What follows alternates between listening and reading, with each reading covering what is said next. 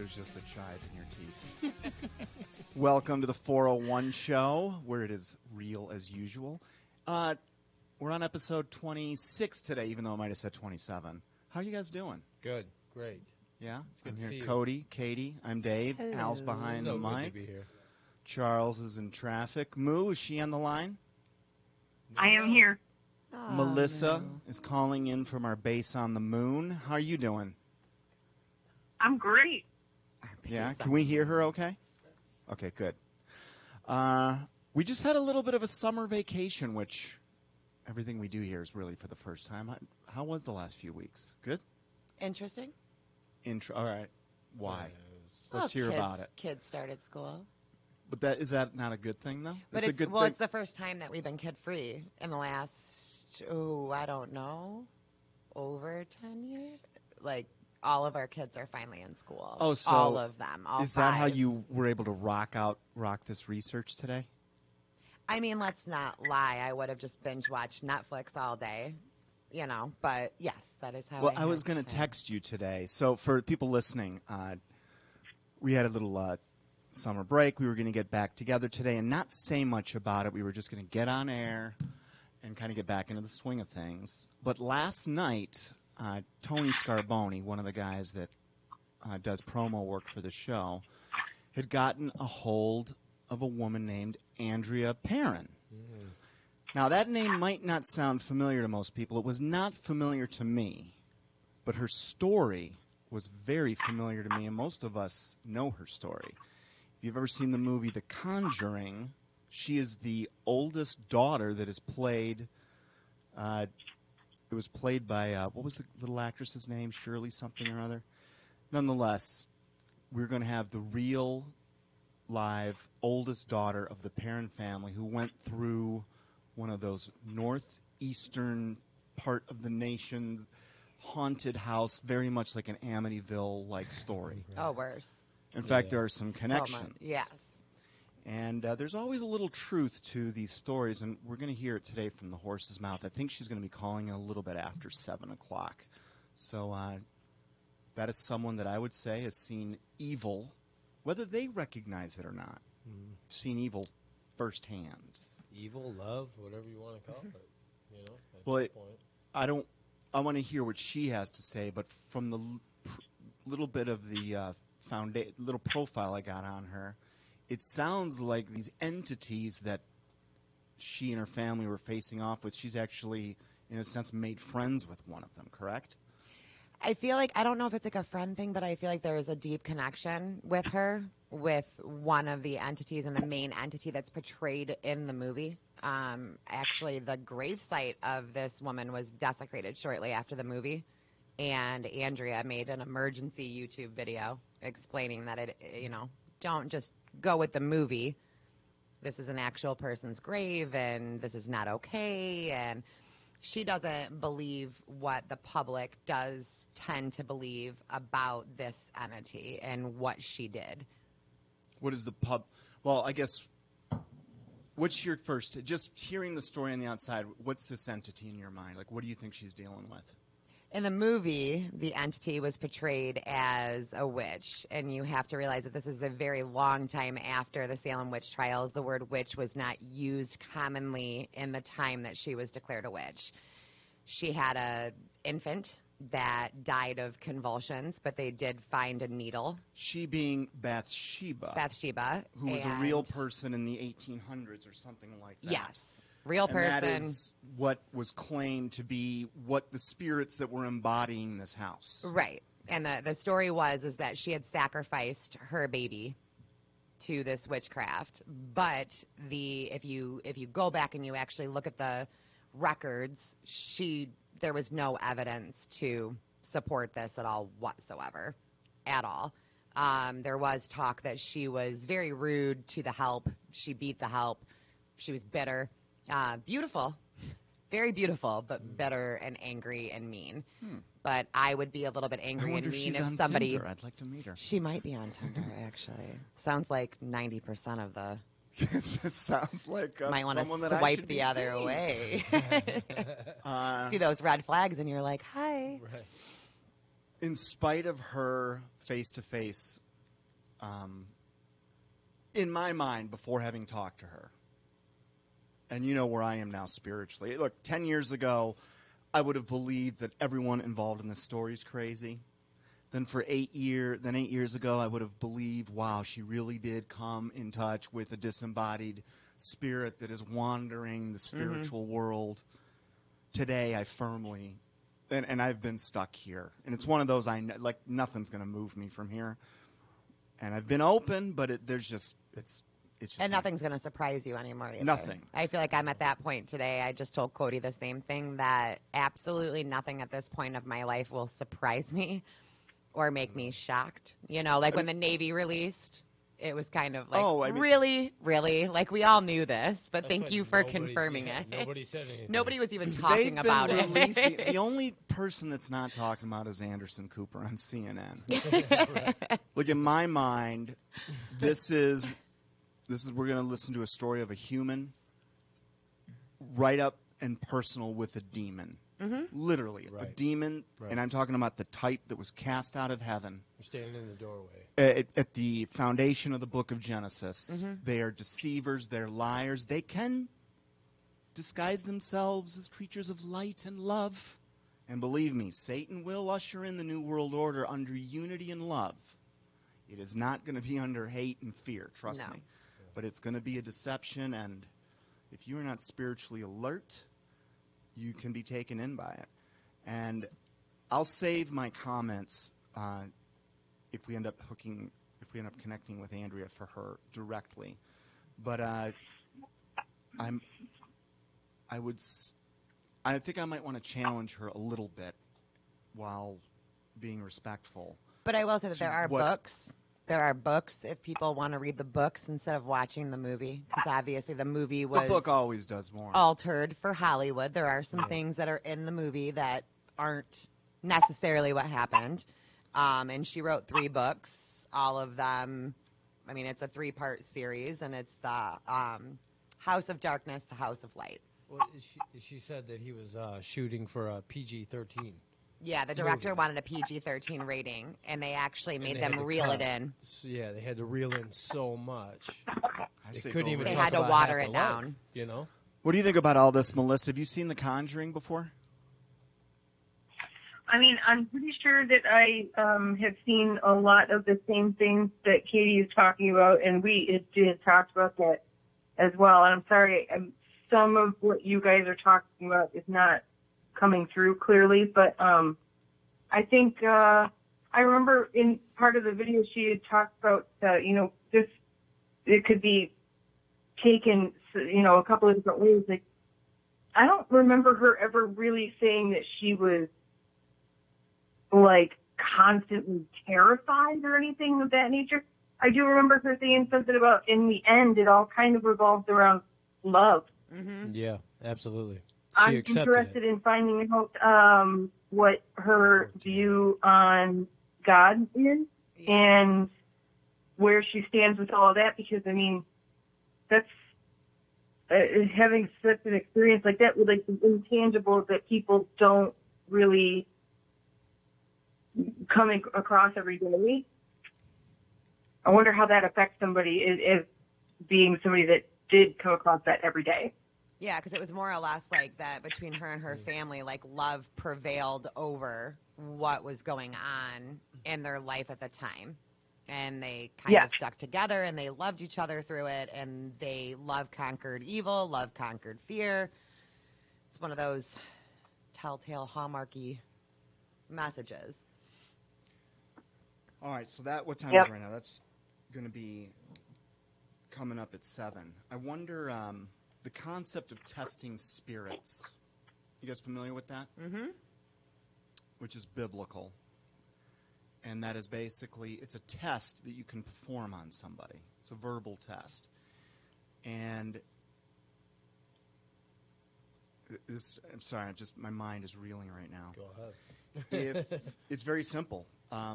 You can discover if someone is indwelled with the spirit of God or an evil spirit, or if you're just flat out dealing with an evil spirit that has made themselves appear as human, which apparently they can do. At least some of them can. I was sorry, that bug made me lose my train of thought. I was going somewhere with this. Where were we? The test.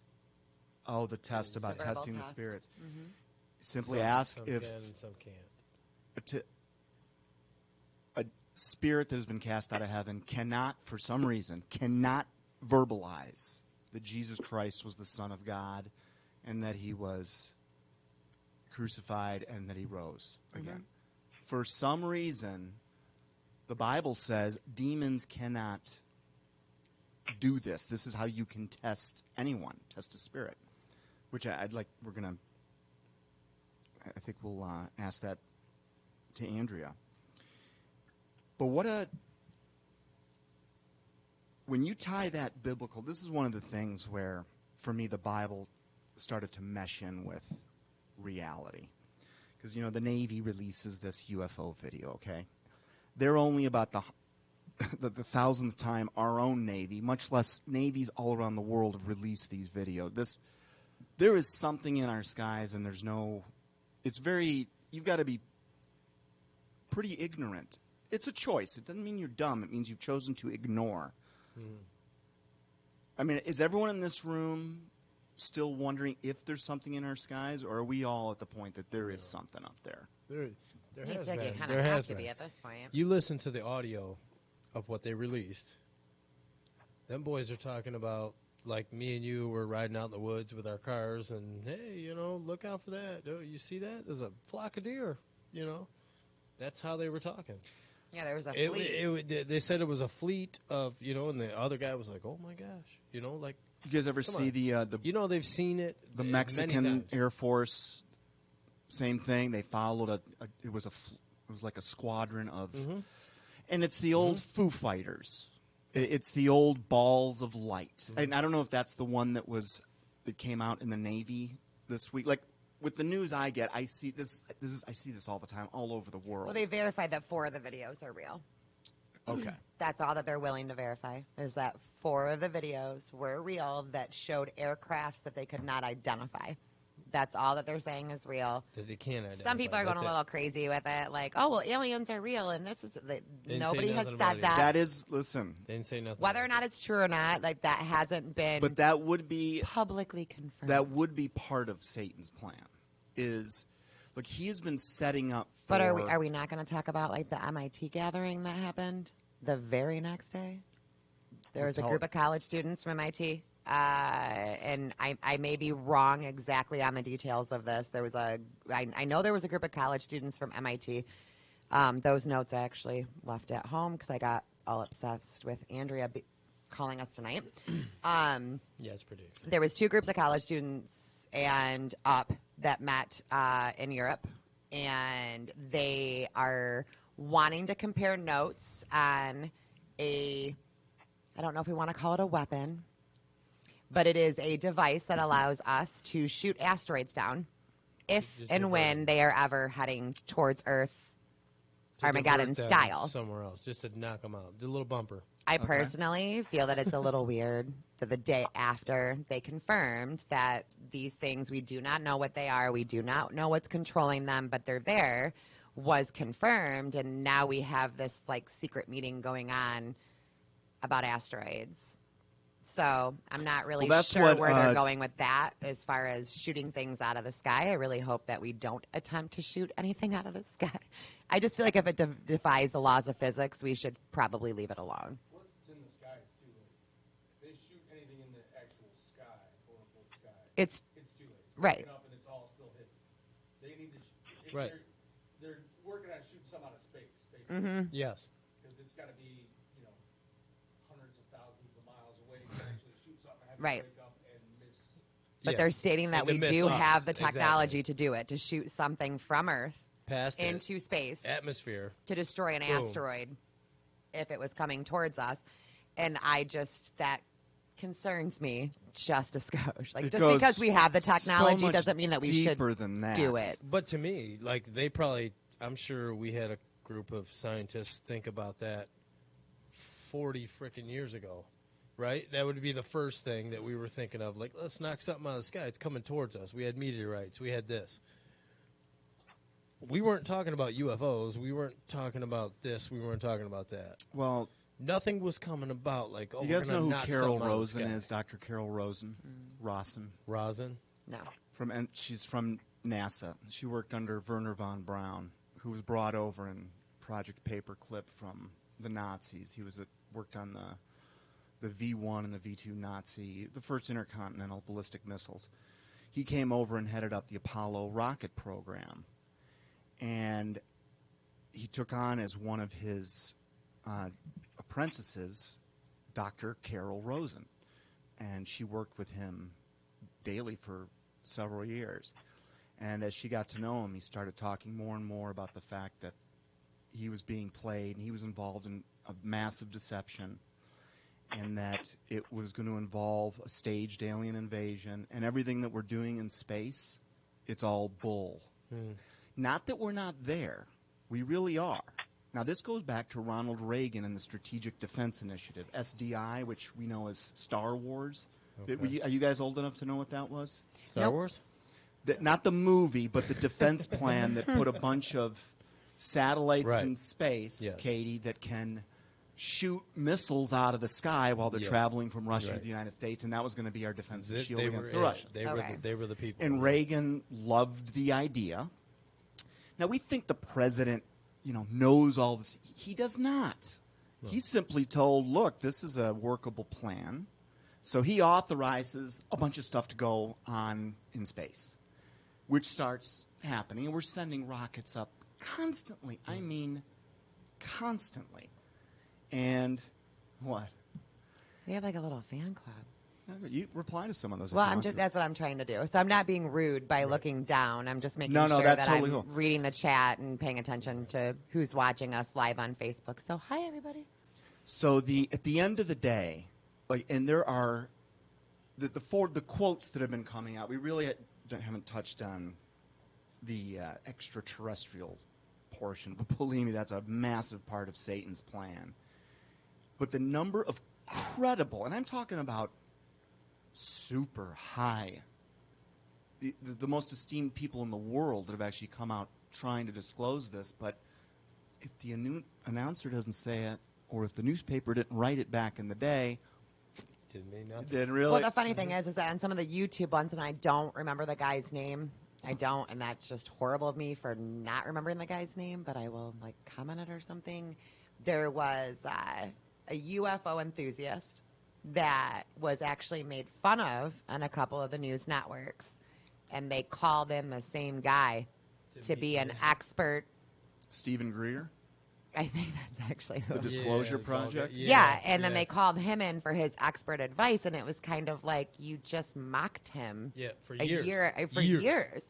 And I Years. don't like Fox's intro videos. I don't like some of the news They put too intro many videos. They make it very UFO intros to it, cartoony, like, yeah, very cartoony. jokey. It's very haha, so that nobody really takes it seriously. Mm-hmm. Like these are things, and we're saying that they're real, and we're making a joke out of Because it with look- like Marvin the Martian.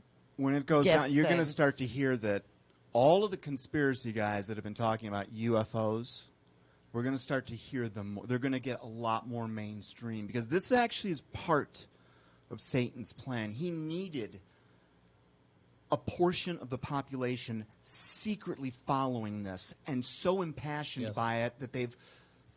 This is so big that Yes. there might be alien life forms. And Right. believe me, it's not the videos from dudes in their backyard. Dump all of them. Yeah. Right. Even though there's millions of them, and I'm sure Right. there's real ones and hoaxes. Oh, for Crop sure. circles, When all it that comes stuff, from yeah. NASA, Those which are you the can ones you need to see, pay the attention to. massive orb refueling at our own sun. Yep. You can see us shooting some kind of laser beam into. Yep. These are NASA Mm-hmm. images. Those are the ones I go off of, because that's quote unquote. That's Well, you hit what's official. TMZ. I mean, it's definitely official. You know what I Right, mean? right. You go there. I mean, that's all your evidence right there. If they can't figure it out, TMZ can't figure it out. But it's like society is in a coma. We're at the edge of a cliff and we're asleep and we don't know, and we're looking down and we think there's land in front of it, but there's not. We've been fooled, We've been fooled.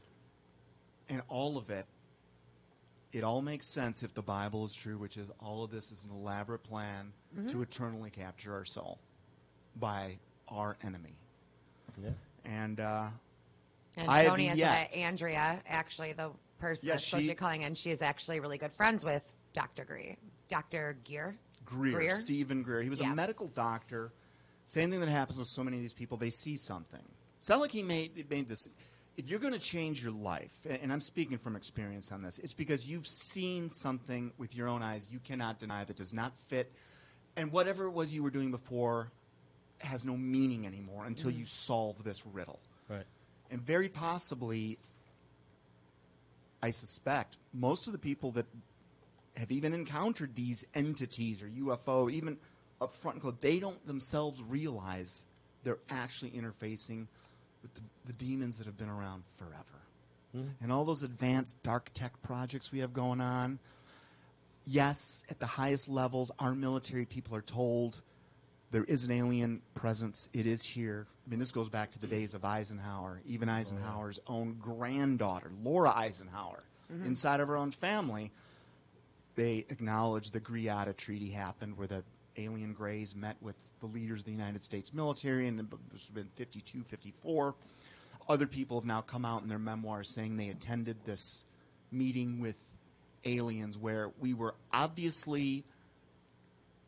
technologied. We had, it wasn't a negotiation. We were there just basically with our hat in our hand asking for life. And they had cut a deal that they were going to allow, we were going to not make a big hubbub when they would abduct somebody. And in exchange for that, they would, not mess with this. Apparently, it's all, what's crazy is there are documents you can go find on FBIVault.gov that actually Secrecy, back this man. story up. Yeah. Oh, no, I believe that they've always been here. They Absolutely. have. I mean, They there's have. cave drawings where Yeah. they're in the drawings from They have. way Well, so before. the very technology that we're developing, the kind that like Bob Lazar comes out and talks about, the kind that he was working with at Area 51 30 years ago, which is ancient history by now. That technology back then was so advanced, Arthur C. Clarke's quote of any sufficiently advanced technology will appear as magic. That's what it's going to look like to us.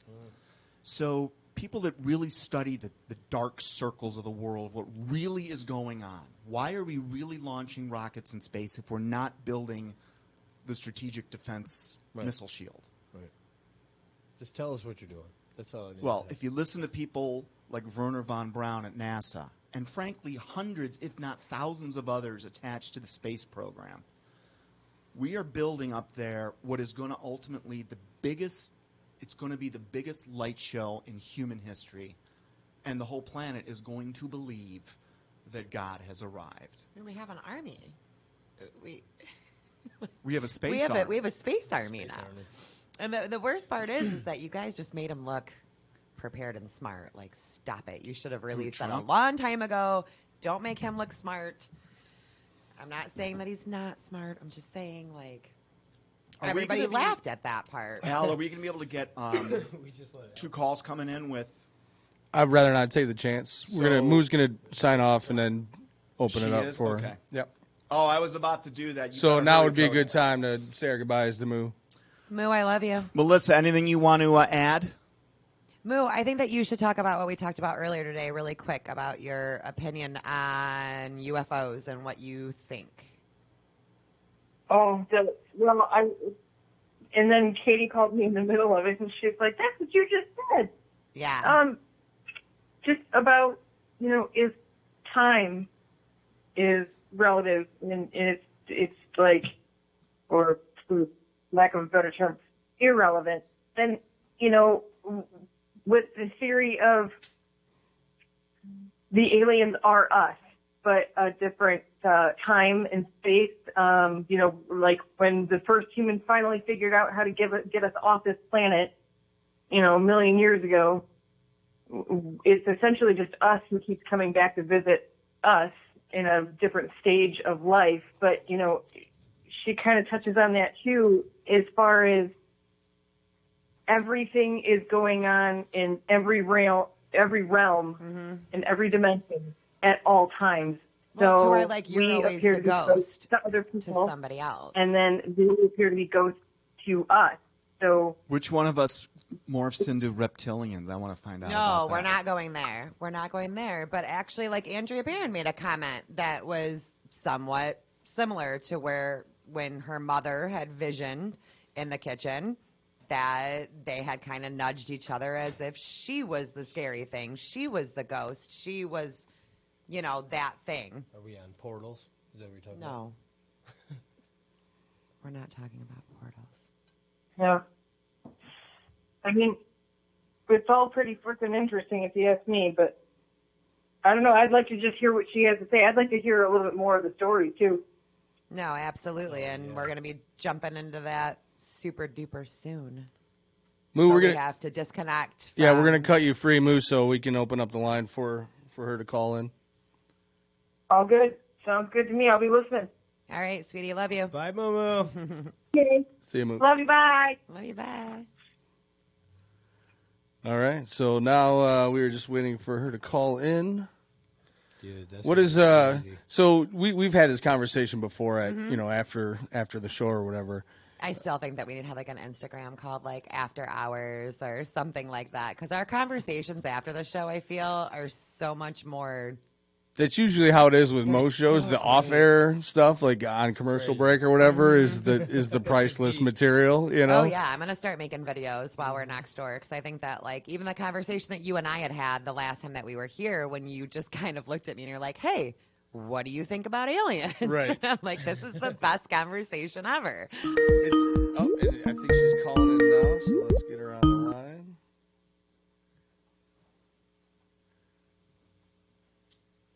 All right, this is the 401 show. Who's this? Hi, is this David? Hi, I'm Dave. Is this Andrea?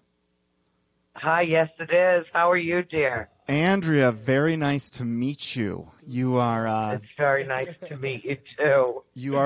on a line right now, and in the studio we've got Cody, Katie, and Al, who are all Hello. dying to talk to you. And this kind of came about at the last minute, but apparently you know a friend of ours, Tony. Or you met Tony. Yes, I met Tony yesterday, and then he called my friend at 10 o'clock last night and said, "Can you put Andrea on the phone?" He's a night owl. I And hope you are know, too. we're kind of chill, and so it was like, "Yep, no problem. Let me go get her," and I'm happy to join you tonight. All right. Well, awesome. Katie, I'm going to be supporting Katie. She's got the bulk of the questions. I'm just going to set the table a little bit for you to talk, and then we'll go from there. So we've been, I don't know if you were listening to the first part of the show, but we were talking a little bit about you and your background. And we might be familiar, if we're not familiar with your name, and I believe your last name is pronounced Perron, Perron. Is that right? You still there? I'm not. I'm just calling in now. I just got off of a plane. Oh, okay. I gotcha. literally just landed. I'm in the car. So so speak up so I hear you because, of course, I've got traffic all around me. All right. And I won't be home for about another 15 minutes or so. So so I'll do my best to navigate this interview from 70 miles an hour. How's that? All right. You were portrayed in the film The Conjuring as the oldest daughter of a family that went through an experience. Why don't we? I'm just going to let you comment on that, and then Katie's going to be stepping in and asking you Okay. some questions. So tell us a little about that.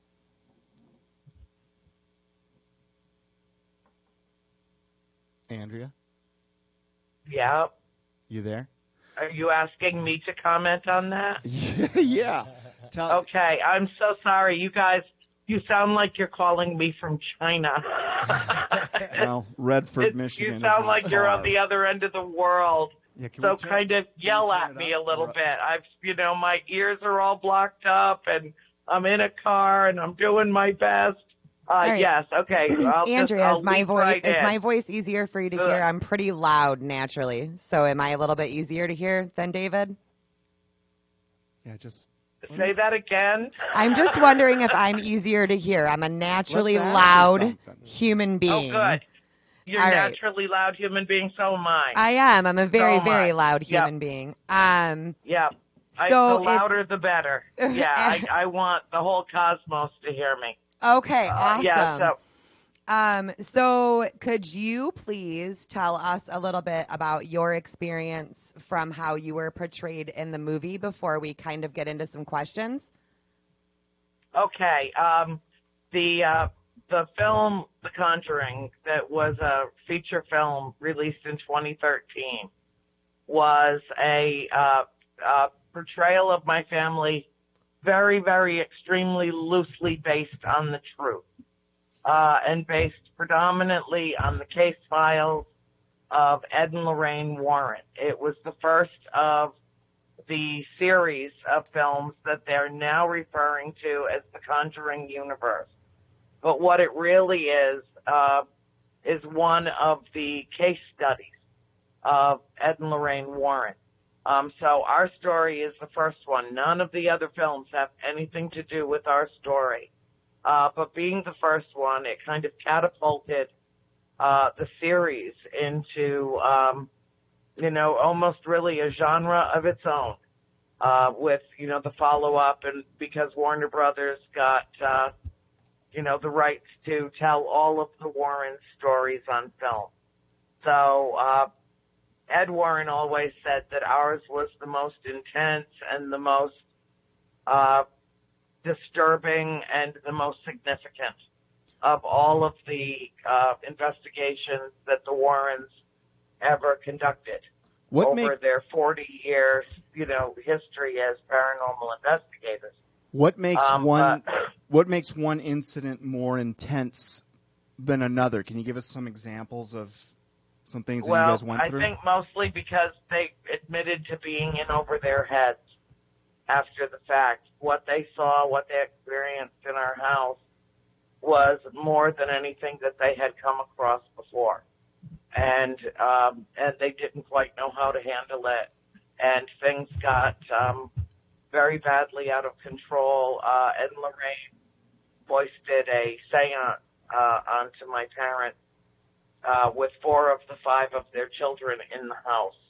Yeah, and you witnessed that at 15, correct? Yeah. Weren't you 15 at the time? Yeah. Can you I was 15. And it wasn't portrayed correctly in the movie. In the movie, it was portrayed as an exorcism, but this actually happened in your dining room at 15 years old. You watched this with your mother. Yeah, it did, and my mother was attacked. My mother was not possessed. My mother was having issues, and there was perhaps some spiritual oppression going on with her. There was some attachment and connection with a spirit in the house that really didn't like her and didn't want her to be there. But that night, what happened was the Warrens brought in a medium who committed what I consider to be spiritual malpractice. Absolutely. In that she threw open wide the doors to the netherworld and invited everything in so that she could determine who the culprit was in the house. And in a house with that kind of history, in a house with that kind of manifestation occurring in it prior to the seance, it was an absolutely irresponsible thing to do. So and can you kind of like walk came through and attacked my mother that night. And when the Warrens left after my father threw them out of the house, I was going to touch on that. You had said dead or alive. Yeah, that your dad had actually struck him and told him to leave the house because it had gotten so out of hand. He punched Ed out. Well, Ed tried to stop him from going to help my mother, and that was a really big mistake to make. So walk me through. So it's January of 1970, and you move into this house. How soon after? Because I've heard it was 5 minutes. I've heard it was 10 minutes. And I'm really interested in this aspect that wasn't portrayed in the movie of your experience. The first 5 minutes, your dad hands you the box out of the back of your truck, and you walk in the house. Yeah, I walked in the house, and I said hello to the gentleman that we were buying the house from, Mr. Kenyon, that he was not finished packing up yet. As we were moving in, he was getting ready to move out. So there was a few boxes on the dining room table, and I laid my box down for a moment, and I spoke with him just for a moment, and then I turned with my box to go through the front foyer into the kitchen, and I saw a man there that I didn't see when I walked into the room, but I just assumed, of course, he must have been there. I just didn't notice him. And he looked absolutely solid to me, completely normal, completely alive, completely human. And the only thing that was odd about him was that he was dressed strangely, I thought, and he did not respond to me when I greeted him as I passed by. And I you weren't asked the my only mother one who about it, saw and she him, though, said, either. Yeah, she's like, there's nobody with Mr. Kenyon.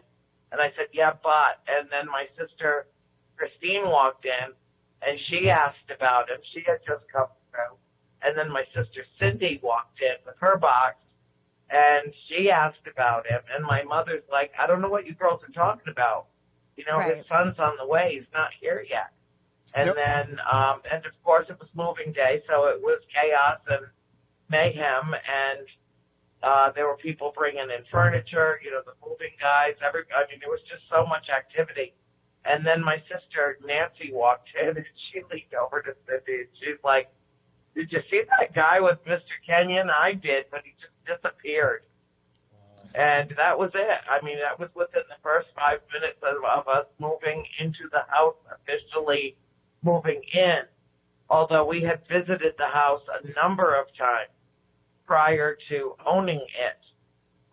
My parents closed on the property in December of 1970, but my mom refused to move at the holidays, so we didn't move in until January 1971. But we had spent an inordinate amount of time as a family at the house with Mr. Kenyon for about 6 months before we actually moved in, and none of us ever remembered seeing anything strange or otherworldly, you know, no apparitions, no nothing.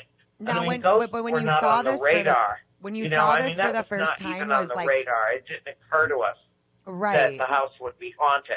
When you saw this, though, like, was the first feeling fear or confusion, or like, did you have a sense of something? I mean, because according to you, like, you know, it felt solid. It was a solid person. This wasn't like a Scooby-Doo ghost. This was a solid person that you thought was there in your home. Was it scary, Yeah. or did it just feel like somebody was there, like an everyday thing? I didn't have any sense of anything being strange or untoward. He appeared absolutely solid to me. It wasn't until he evaporated in front of my sister Nancy that I knew something strange was going on. But nobody said anything about it. You know, we were, I mean, it was just not something that you would, I don't think any of us even knew how to process it. But This the is thing what that was really strange was about an hour later, or 2 hours later, probably is closer to the truth. My father was in the dining room talking to Mr. Kenyon, and 4 of the 5 of us, the 4 who had seen that apparition, were standing in the dining room with my father, and my mother and my sister, my baby sister April, were in the kitchen. So they weren't in the room, but the other 4 of us were, and he manifested again. And my father and Mr. Kenyon did not see him, but the 4 of us did. And that's when we knew that we were living in an entirely different place than we'd been living in. Wow. Now, Andrea, so in the movie, it's portrayed that your mother went to the Warrens, but that's not exactly what happened. Can you elaborate on Keith Johnston and the pyro and that situation? Because I found that extremely interesting. That was left out that I think has some significance to it. Well, you know, it was them coming to the house that actually launched the Ed and Lorraine Warren thing. And to this day, you know, they said that my mom called them and asked them to come. And my mother was like, I never called anybody. I don't even know who these people are or why they're here. But she was nice to Keith Johnson and seemed to, trust him enough to be able to share a little bit with him. And then he came in the house and had some experiences that were really intense. And he is the one who sought out Ed and Lorraine Warren and told them about our predicament and told them where we live. And it wasn't until, and we'd already lived in the house for about 2.5 years.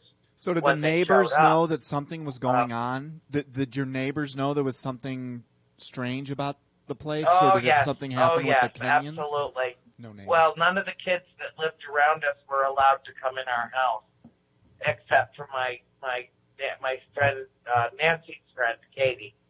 She was allowed. But she also lived in a haunted house herself, so it was something that she was kind of familiar with, even though she used to deny it a lot. But, she figured it out over time. But, yeah, there were a lot of kids in the area that had experiences either on the property or around the house, and it was known for decades and decades as being haunted and for quite some time, actually.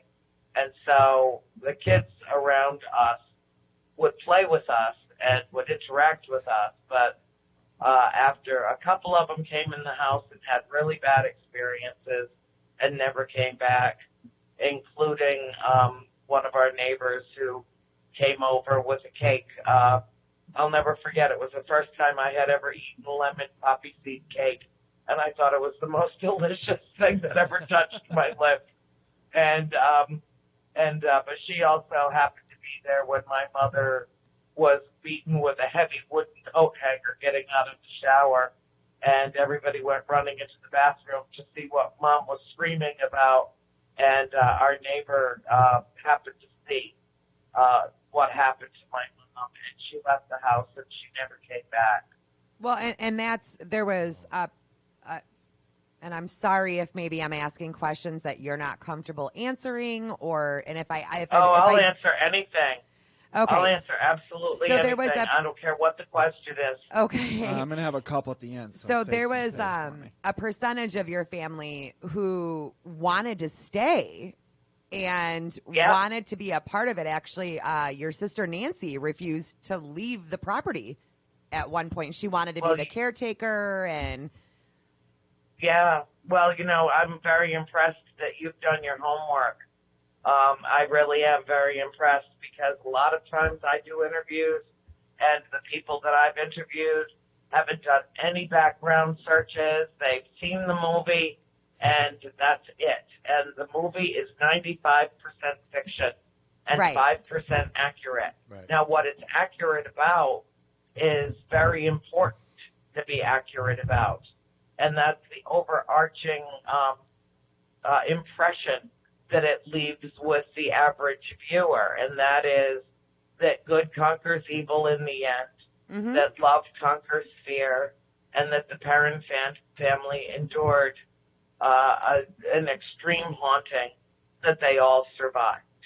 But even the screenwriters apologized to me, because I had given them permission to use my books, to use some reality. Yeah, you had to water it down. You had to water it down because it was almost too horrifying. Yeah, what it actually happened. What it is, it bears no actual resemblance to our story. My mother would never. She would have never worn that skirt, right? She would have never worn that skirt. Plunged it into the heart of one of her children. That was ridiculous. Wait, say that again. I missed that. Say that again. That's what my mother would be upset about when she finally saw the movie, but she found it as ridiculous as I did. The thing that upset my mom was the implication made in film that the Warrens were devout Roman Catholics, but that the Perrons were somehow godless heathens. Well, and nothing could have been further from the truth. And that's the thing, my Andrea. My father was born and raised Catholic. We were all raised Catholic. And your uncle worked for the Vatican, correct? Like, was it an uncle of yours that actually worked for the Vatican? But in the movie, you were Yeah. portrayed as these were not church people, but you were. You guys were religious Yes, people. we were. And it was not, we didn't turn our back on the church. The church turned their back on you. Our priest is the one that turned his back on us. Because your house because wasn't he worth was being afraid. cleansed, yeah. He was afraid that it was going to, that our presence in that church would impact the rest of his congregation. And he didn't, he was afraid, as were, many people, as are many people still about this subject matter. So but what they're most afraid of is that we're telling the truth. In your opinion, that's what they're most afraid of. Yep. In your opinion, what were you dealing with? A demon, a disembodied spirit? What do you think you were dealing with? I don't know. I've never seen a demon. I don't know if demons exist or not. I've never encountered anything that I would consider demonic. But what I will tell you is that your story, pure, from my unadulterated perspective, evil exists in the world, and that we had some close encounters with it at that house. Because to you lived with the dead. You coexisted with them in this home. And one of the stories that I found the most interesting that was left out of the movie it's a movie, so obviously we can't get too in depth with it. I think I heard a quote that you had said that your mother was really mad about the skirt that they said that she would have worn and that she never would have wore that skirt. Yeah, I know.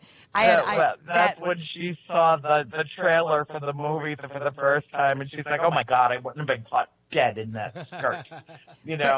So she hadn't seen the whole film yet. But you had made a comment about the veil. The theater to see it. The veil between. She's very much a homebody. She had to watch it on DVD a year after it came out. But there was an experience that she had in the kitchen.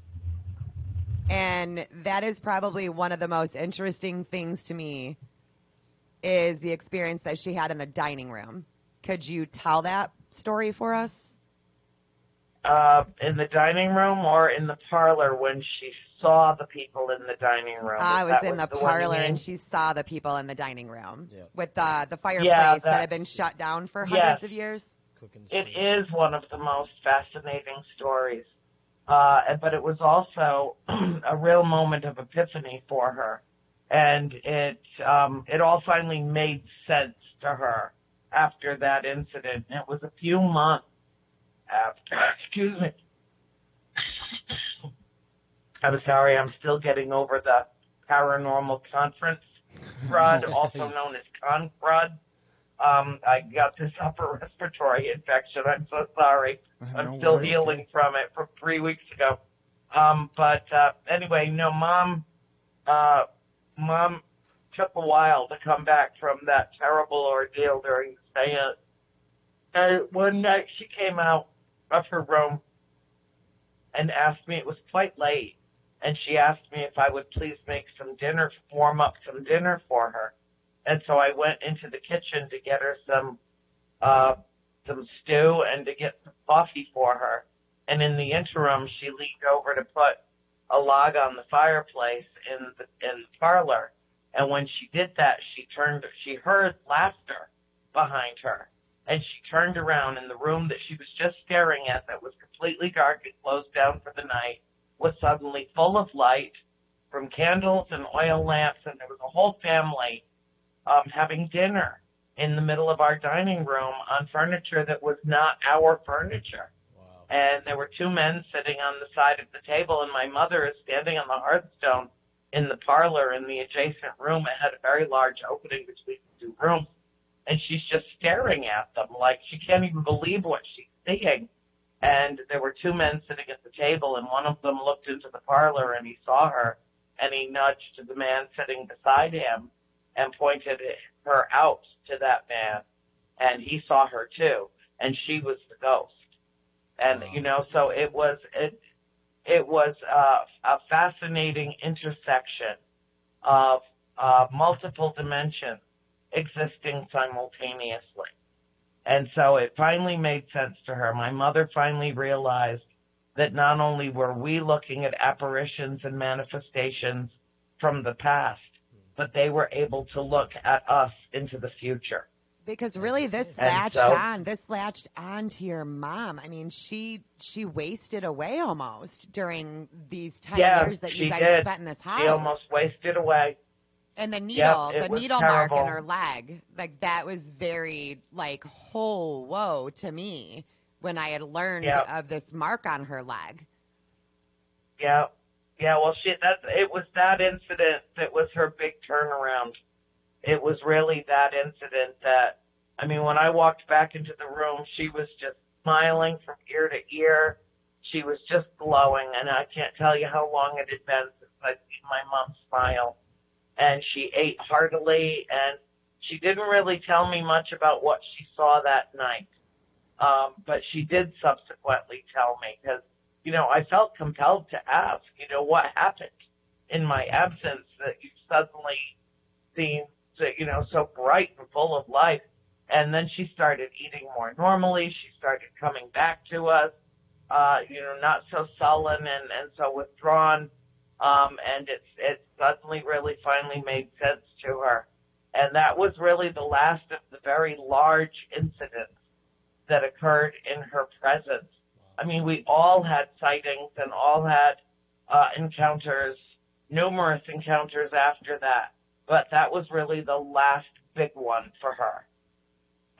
So yeah, it was a fascinating way to grow up. It was scary sometimes because, of course, we were seeing things that we did not know existed prior to our arrival at that house. And yeah, you're right. You know, it really fractured our family to leave it because some of us, you know, my father didn't want to leave them, and we were, you know, kind of living happily ever after with them, except that Mom felt like it was, you know, taking a very big toll on her.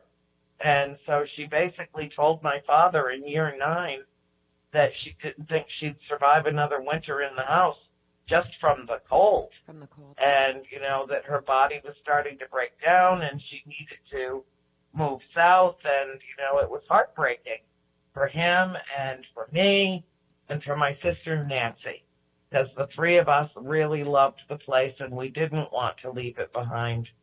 And everybody else wanted out of it. Christine, Cindy, April, and my mother wanted to leave the house behind.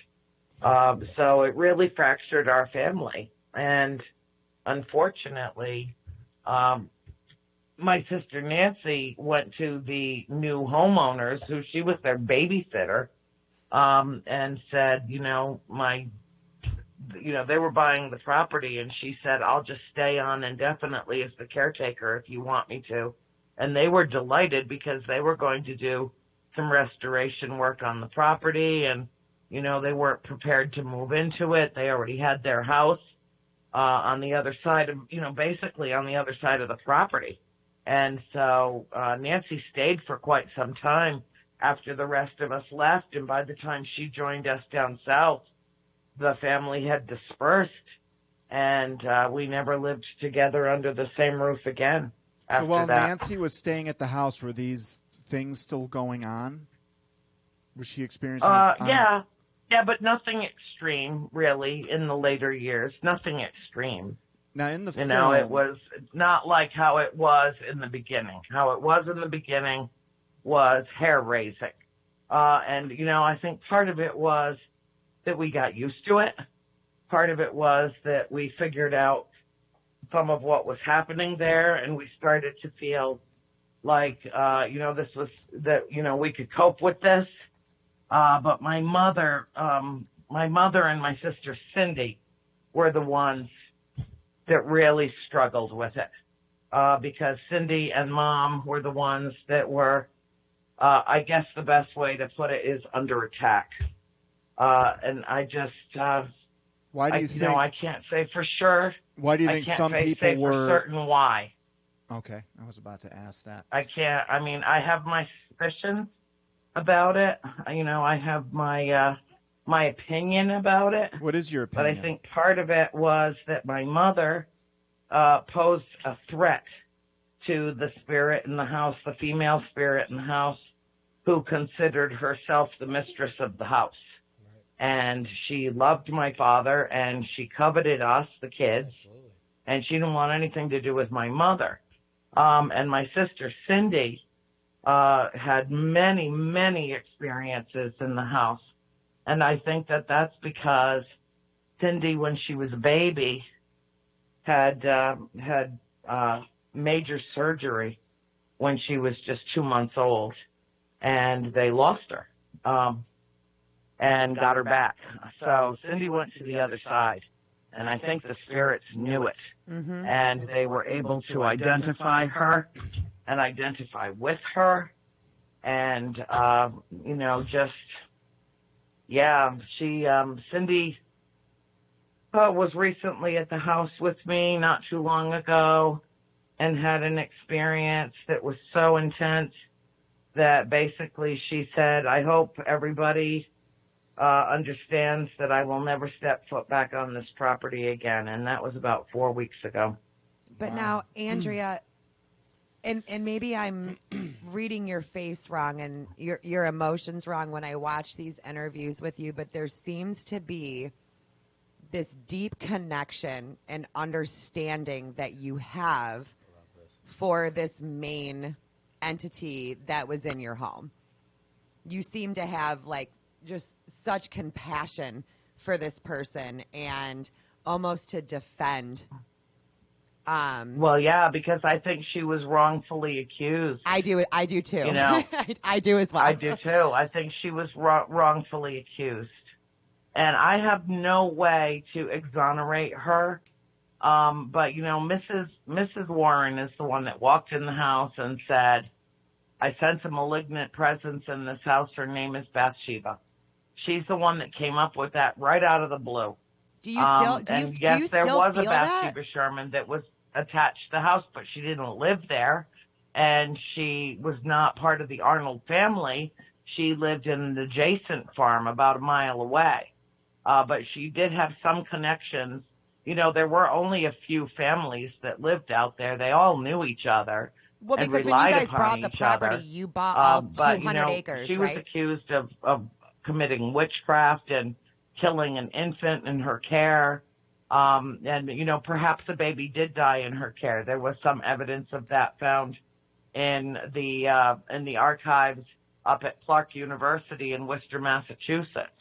But the records from early in that time are scattered all over the place. There's no way to prove that she murdered a baby. There's no way to prove that she did anything wrong.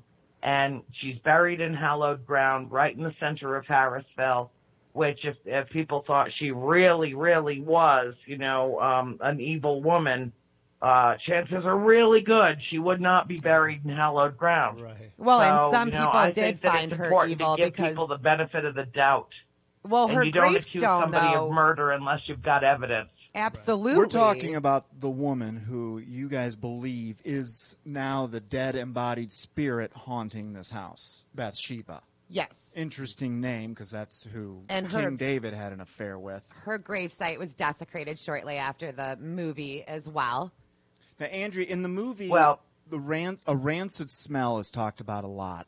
Do you remember? Because smell is what we remember the most. Do you remember a rancid smell, or maybe a sulfur, or what was it that you guys smelled? I'm sorry, honey. I had a great deal of difficulty hearing that question. She's into your voice. Could you ask me that again? I'm going to have my mouthpiece say it for me. She likes me more than you, Dave. In the movie, there was discussion of a smell that you guys smell. Was that accurate, or was that just from the movie, or was there an actual scent in the house during certain times? Oh, yeah. Oh, no. No, that was absolutely real. And it was death. It was rancid. It was disgusting. And it wasn't just it was a combination of sensory perceptions, intense old. And then that rancid smell of death. Yeah, because I'm going somewhere. somewhere. And it would happen just prior to, usually just prior to a manifestation. unless it was one of the really nice spirits, and they didn't create that same environment around them. We had one spirit in the house, an older woman who used to come around the upstairs bedrooms at night and check on us, and she always smelled like flowers and fruit, and never a sense of being cold around her. Do you still feel connected to the house? Oh, yeah, I feel very much connected to the house, but I don't want to live in it anymore. It was a hard way to live. It's too hot in the summer. It's too cold in the winter. There's just nothing comfortable about it.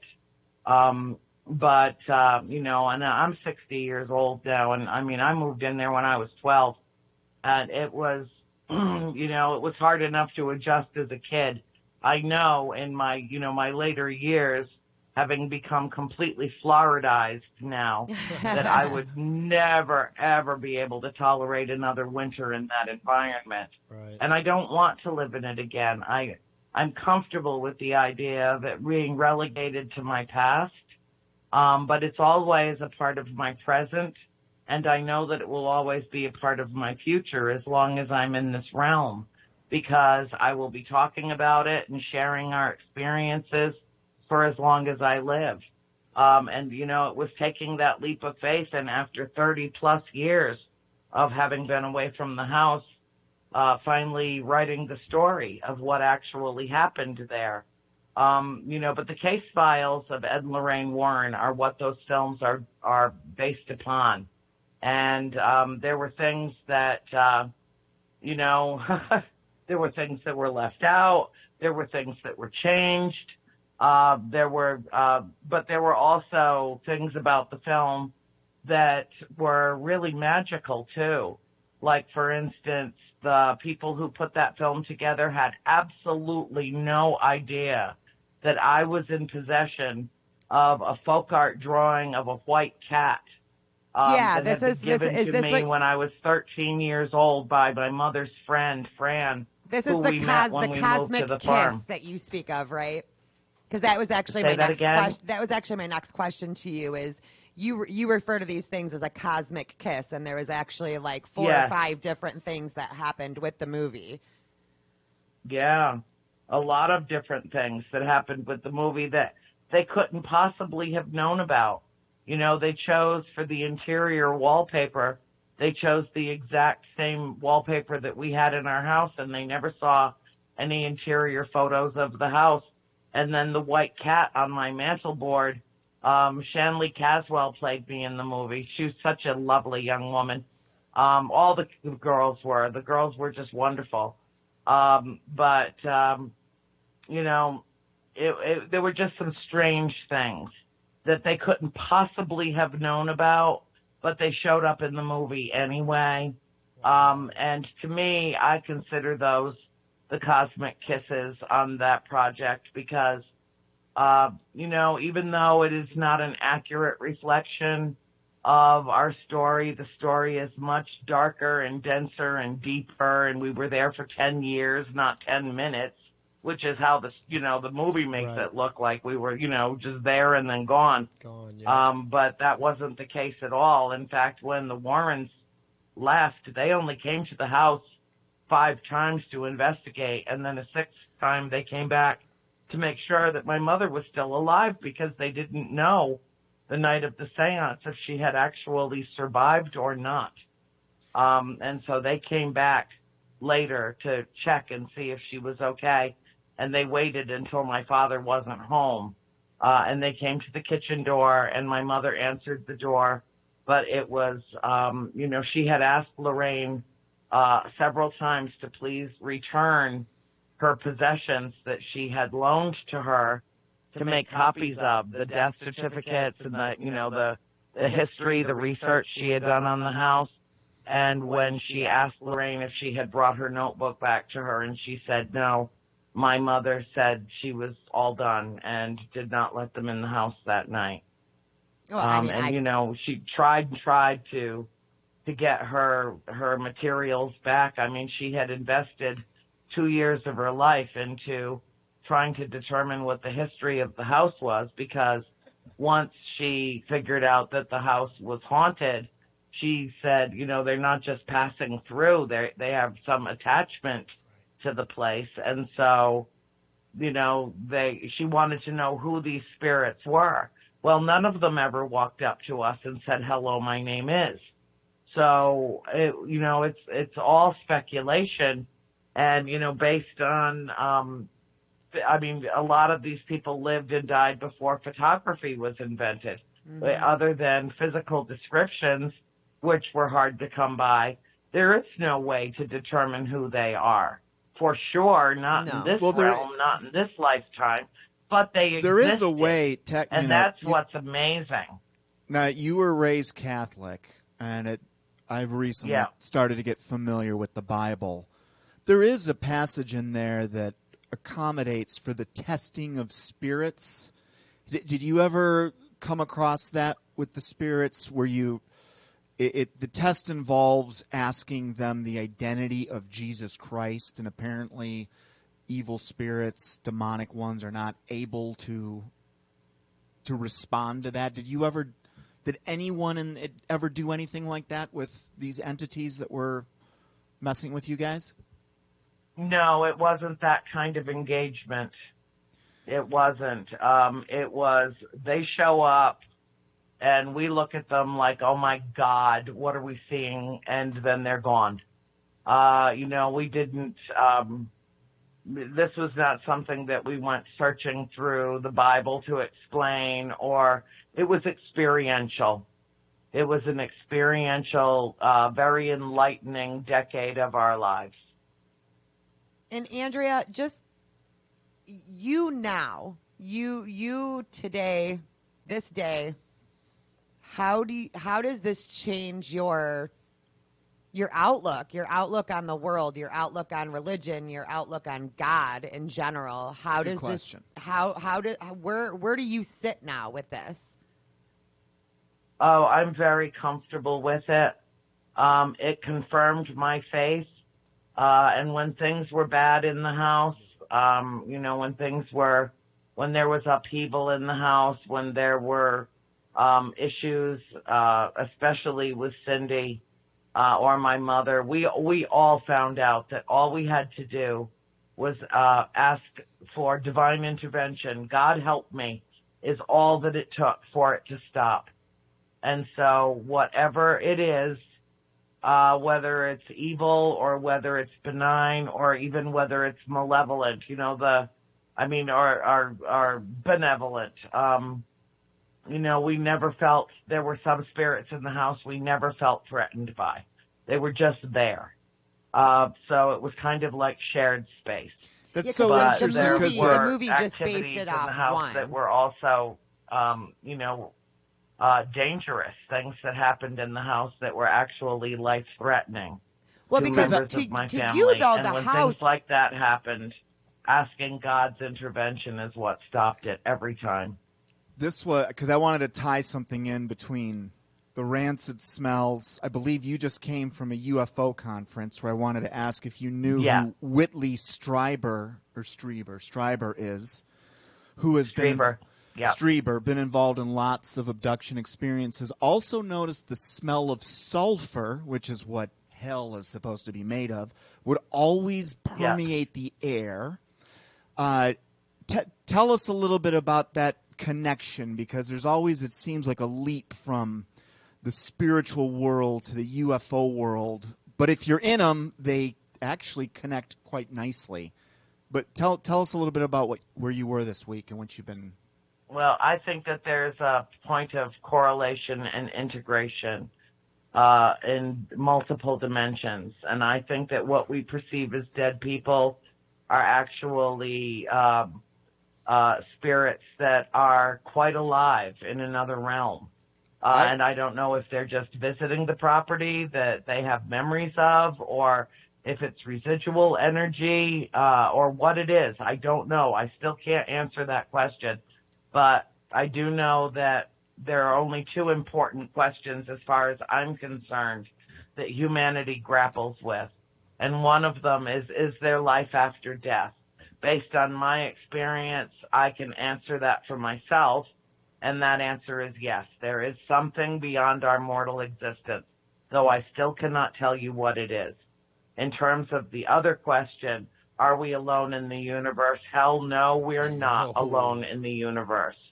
And my experiences with UFOs, with what I perceive to be my ultra-dimensional galactic family is profound.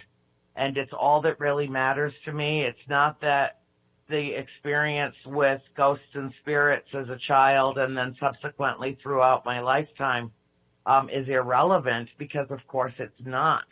But it's so regular in my life that it's normal. It's not paranormal. In the same way that my interaction and engagement with extraterrestrials is perfectly normal. There's nothing supernatural or paranormal about it for me. It's just a natural, every single day occurrence where I connect on some level, whether it's something that I see, whether it's something that I experience in my own home.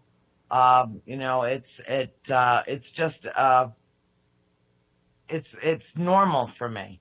And so I know that that's hard for most people to understand, but when you've been as exposed as I've been over the course of my lifetime to interdimensional beings, after a while, it's not surprising anymore. It's expected.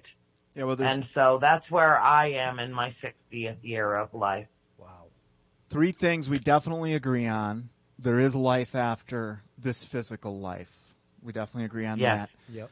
Yep. Second thing we definitely agree on, and this was one of the things that started to turn me on to the Bible, were the people that stopped abduction experiences by invoking the name of God the same way, Andrea, you did. You asked God to stop this, and that seems to work, which for me lends a little credibility to the biblical account. And that 3, I think that there is a God somewhere. There's in your Yes. worldview, correct? Well, there are even extraterrestrial races that have basically the same belief systems that we do, but they refer to God as prime creator, as source energy. Basically the same belief system. That's that probably we all came from somewhere. Somewhere. That's probably And the only place we vast majority disagree. of the races that visit this planet are humanoid. So we really are kind of intergalactically related. But the overall message that I hear, no matter if you agree, if you disagree, if anything, it just kind of seems like love is ultimately Love. It's ultimately the answer Yes. to any question that you will ever have, whether you agree, disagree, anything. It's just love. Yeah, It's loving. Well, it is. That's these, it. It's love. That's what got us through our experience. That's what kept us together as a family. But ultimately, our connection with the droves of intergalactic brethren that we have that circumnavigate this globe regularly and actually co-inhabit it with us. My connection to them is very powerful, and I refer to it as higher love. It's not the same kind of sensation. It's not human love. It's different. It's bigger. It's universal. It's cosmic in nature. And that's where I'm tapped into. And I'll tell you, this weekend up at the UFO Con in Houghton Lake, Michigan, it was a phenomenal weekend. It was really extraordinary. There were about 300 of us gathered together, many of whom had experiences and contact of their own. And the rest were just absolutely fascinated with the subject and wanted to have some kind of contact and connection. And I expedite that for people. I give them a formal introduction to the galactic family. I've done it with thousands and thousands of people around the country and around the world to, kind of tap them into that energy And they're here not to harm us. They're here to raise the frequency of this planet Absolutely. so that Unless they can, they are the in a demons way, from the Bible. do what they and can do to enlighten us simply by their presence being made known. And I firmly believe that we cannot count on this government or any other government to be forthcoming about what they really know about the extraterrestrial question, because they're the lying liars who lie. And for whatever reason, they're withholding the vast majority of this information. At least we finally have official federal government disclosure, which happened in December of 2017. That, many of us have been waiting for a very long time. But what they disclosed versus what they know is just literally a drop in a very large bucket. And, I'm really not impressed. I feel that it's those of us, the ordinary people who have extraordinary experiences. I believe that we are the ones who are the point of disclosure. And so it is incumbent upon us to be brave enough to share our stories and to dig deep and find the courage to put it out into the world, because you never know who has been withholding their own story because they were fearful of being considered a kook or, being discounted or dismissed or worse. And so by us telling our stories, it liberates others to tell their own. And so I really feel like that's my mission in this world. And I enjoy every moment of, bringing new light to a very dark, oppressive 3D world that needs to evolve quickly in order for us to save ourselves from ourselves and our own extremely poor decision making on this planet. And so that's what I do. And Andrea, I want to, we are very close to out of time. Thank you so much for talking with us. And I sent you a message on the Facebook to introduce myself earlier with this last minute interview. Yeah, I think you made a friend today. Oh, very nice. I did, and I'm interested to talk to you, and maybe we can talk to you again going forward in more detail with more time and things like that. But thank you so much for talking with us tonight and sharing everything, and for being so open and honest in every interview that you do, because it's incredible that you're willing to share your story with everybody regardless. Is there a website or anything you'd like us to direct our audience to? Say that again. Is there any kind of a website or organization that you're involved in that has to do with this that we could direct our audience to? No, not really. I mean, I'm reworking my website right now, so it's kind of a wreck. But anybody can find me on Facebook. I have 5 pages on Facebook. My personal page, my fan page, which is called the Buttercup Brigade. We're the good deed doers that wear rose-colored glasses. I and love look at the this. world like everything is like, it's all going to be okay, and we're all in this together. It's really a very feel-good place in cyberspace. The and Buttercup Brigade. That's what we're calling it. The Buttercup Brigade. Yep, the Buttercup Brigade. Yes. Awesome. Well, so we will make definitely connect with me there. Yeah, we'll make sure that we we'll link it underneath the interview today. And yeah. thank you so much, that would Andrea. be wonderful. Yes, and it was I'll wonderful to accept talk you onto to you the guys. page, and then you can post it. Okay, and that awesome. would be wonderful. No, that sounds amazing. Thank you so Thanks much, a lot, Andrea. Andrea. Thank you Very so enlightening. Oh, well, thank you very much. And please give Tony my best. There are no coincidences. When he and I connected 7 yesterday things we agree on. afternoon, Yes. he I was believe just that. blown away. And he's like, I can't believe I'm talking to you. I can't believe I'm standing in the Oh, same when place I got as the you. email, And I'm like, my oh, reaction was the same. Trust yeah. me. Thank you I so know, much, it was Andrea. funny. But, it connected us, and everything happens with purpose and reason. So I'll Absolutely. definitely, I just got home. I'm going to go wolf some food down because I haven't eaten anything but Cheetos all day long. And so I'm going to hop and skip, but I will definitely join you again in the future. I look forward to talking with all of you. Awesome. All right, thanks Thank a lot, you, Andrea. Okay, you have a wonderful evening, and I wish you nothing but light and love. Peace. Back at ya. Yes. Thank you. Okay. You're welcome. Good night. Good night. Okay. Can That's I interesting. fangirl out for just like was 5 awesome. seconds? Because that was incredible. She was cool. Yeah. Fascinating story. I respectfully disagree with there are good entities and bad. I just think she's dealing with demons. You think Plain we're all and here for abs. You're like for me a with different that. Like if I were to see an apparition of my dad, for example, I wouldn't trust it as far as I we could got? throw it. But we gotta go. Yeah. because Big Al Great- is rushing. Yeah. us. And I Great still, seeing you guys. We'll be back next Tuesday. We will. We're back on regularly. Taco Melissa's Tuesday, going to it's be. awesome. I know exactly. Melissa will be back Melissa, soonish. She's got a few more weeks before we get her back. She was watching them. She was good. Everyone, at the end of the day, we don't talk about evil to glorify it. We're trying to show you how it operates and ultimately what it's. We're all looking for answers here. Thank you, Andrea Perron, for God spending the bless day you. with Thank us. you Good so show much. today, and I will see you guys next Tuesday. Yes, God sir. bless everyone. Bye. Have a good week. Bye.